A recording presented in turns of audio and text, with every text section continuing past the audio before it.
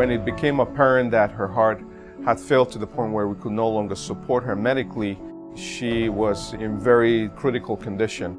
Kyah's heart condition is something called dilated cardiomyopathy. It's where the heart muscle becomes weak and it becomes very stretched out. When all else fails and we need to get children safely to transplantation, ventricular assist devices are kind of one of our last resorts.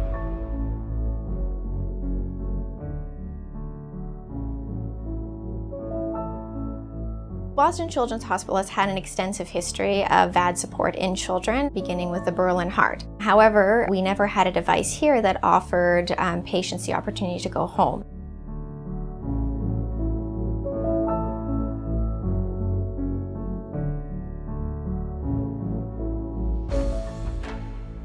I'm constantly on the lookout for devices that I can apply to children, and usually size is an important criteria. What's unique about the hardware design that it's all implantable and made small enough that we can put it into relatively young patients.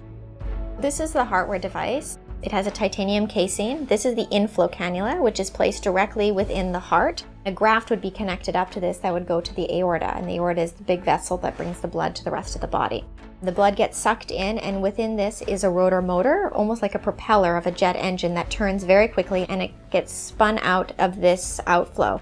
The only thing that's externalized is this drive line, and the drive line gets externalized just near your upper abdomen, and that's what gets connected to your controller and your battery packs. Because the device was not yet FDA approved, it required that we communicate with the FDA to get special permission. We also needed to be able to coordinate with the company so they could make a device available to us. And all of this needed to be coordinated and made to happen within the matter of 36 to 48 hours.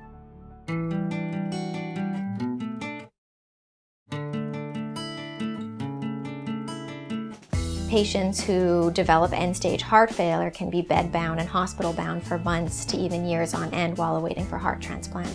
And so our goal at Boston Children's was really to try to normalize and improve the quality of life. It can be really tasking on families to be in a hospital waiting for a heart transplant. So if there's any way for them to be out of the hospital within their support structure that might exist, I think there's a lot of benefit.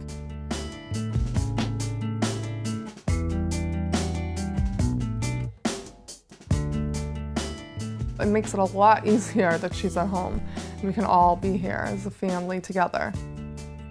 I think I'm gonna get used to it, but sometimes I don't believe that there's something inside of me that's pumping my heart. She's the first patient to be sent home with a ventricular assist device supporting her, and she's going to be able to go back to school, which will be really good for her and her recovery, and will put her in a really good place when she's ready for a heart transplant.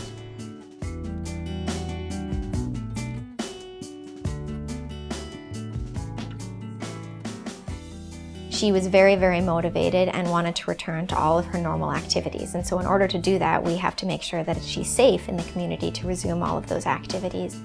We spoke to medical staff, the principals, her teachers, her home care nursing, so that we have a plan of action for people who are interacting with her on a daily basis and who have to be able to manage the device. We also spoke to her class and her classmates about the device that she has. Going back to the 8th grade can be terrifying for any student, notwithstanding having a device that's supporting your heart. So I'll be providing them with information about the device as a whole and why the heart fails, and allow her to kind of tell the students her story right out front. It was pretty exciting to see her come back through the front door today. Kyah has an unusual challenge, but at heart she's still a young girl, and she needs friends and needs to learn how to socialize, and high school is really where that happens. My friends are very supportive and helped me through a lot of it and told me that it would be okay. She's made it this far already. I think she has a full road ahead of her to do whatever her heart desires.